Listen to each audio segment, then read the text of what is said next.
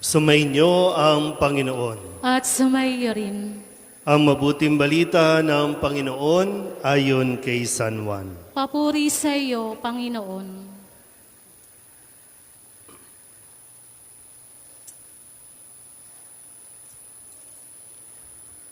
Sa huli at pinakatanging araw ng pista, tumayo si Jesus at malakas na sinabi, "Ang nauuhaw ay lumapit sa akin at uminom.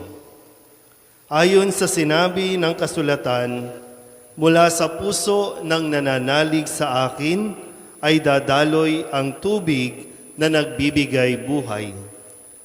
Tinutukoy niya ang espiritong tatanggapin ng mga nananalig sa Kanya. Nang panahong iyon ay hindi pa naipagkakaloob ang Espiritu Santo, sapagkat hindi pa nagaganap ang pagkamatay at muling pagkabuhay ni Jesus.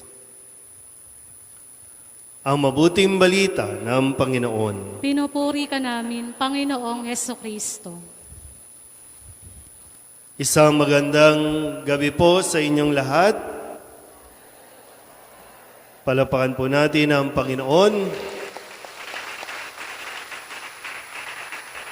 Tayo po ay nasa huling gabi, huling araw ng ating pong pagnonobena para sa karangalan ng Ama ni Jesus, si San Jose.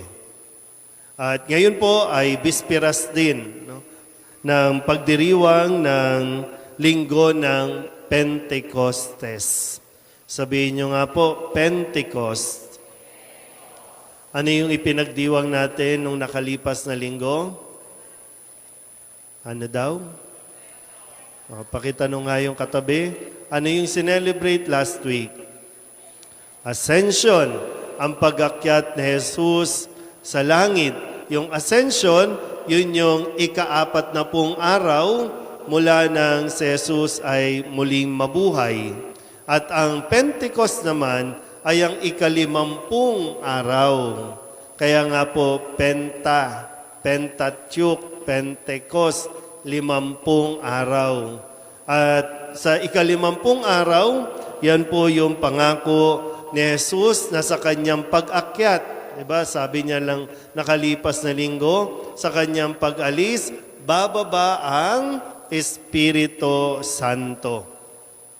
At ang Espiritu Santo na tinatawag ding ang patnubay, ang sabi ni Jesus, siya ang gagabay sa atin upang maunawaan natin ang buong katotohanan.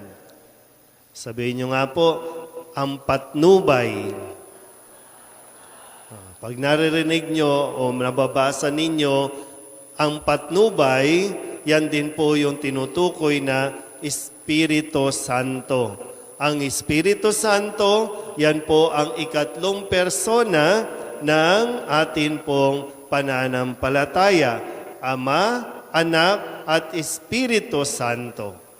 So, ito yung, kumbaga, ang nagpapatuloy naman matapos si Jesus sa kanyang buhay dito sa lupang ibabaw, ay ang Espiritu Santo naman ang magpapatuloy at gaganap ng kanyang role.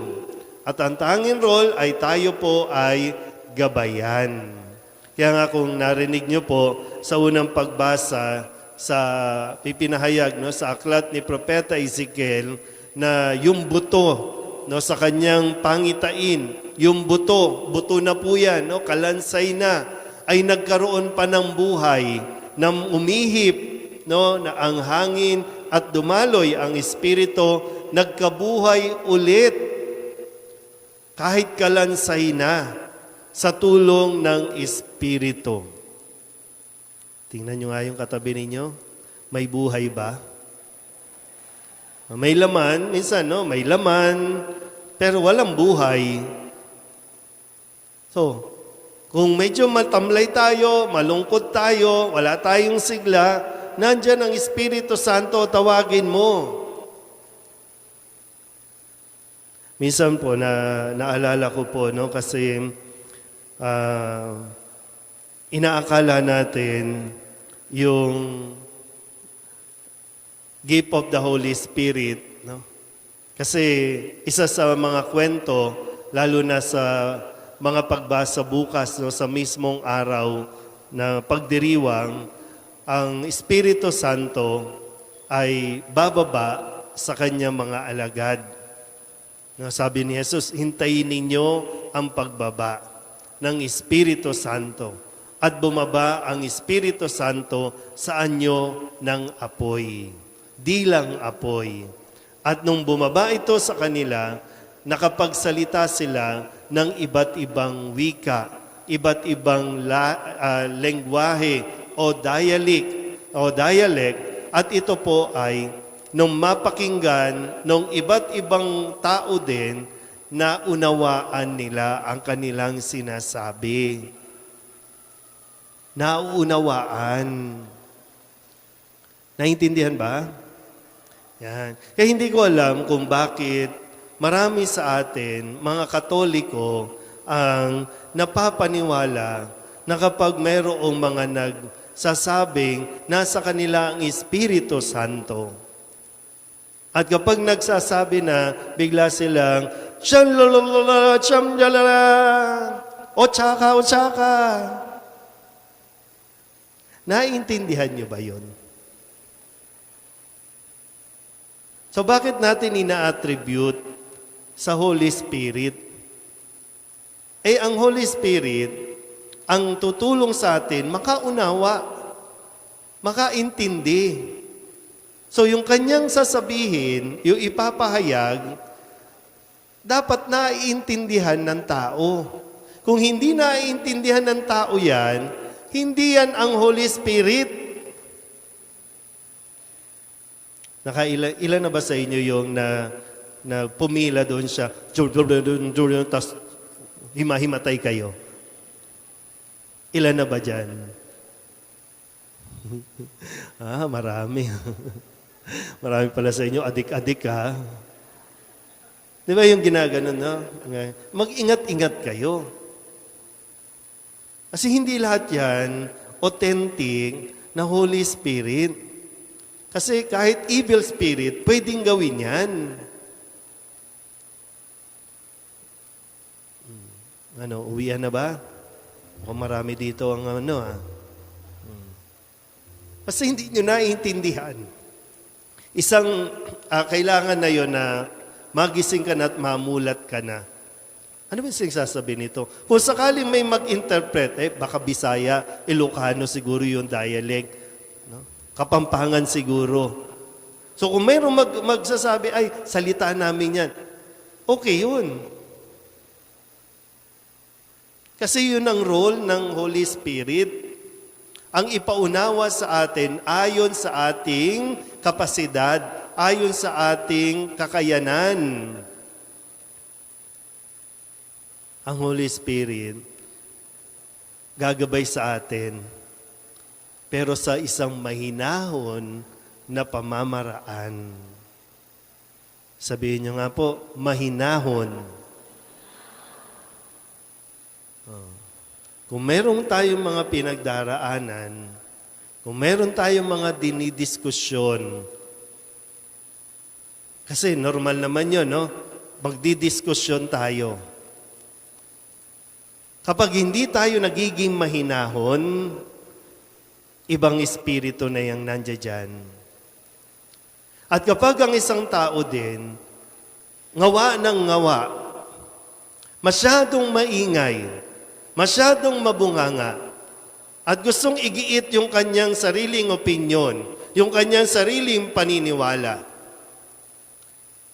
kailangan nyo nang ipagdasal sa banal na espiritu na bumaba.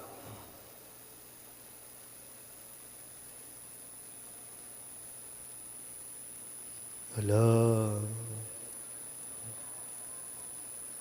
Kasi tinan nyo po, no? Ang ating patron, si San Jose. Maingay ba si San Jose? Sabihin nyo nga sa katabi ninyo, bakit ang ingay mo? Di di ba yung katangian kasi ni San Jose, di ba? Talagang masasabi natin, sumasa kanya ang Espiritu Santo. Mayroong bahagi ng kwento nang malaman niya na buntis na si Maria. Ano ba? Nag-post ba siya agad sa kanyang social media? Nanahimik. Di ba? Nanahimik siya.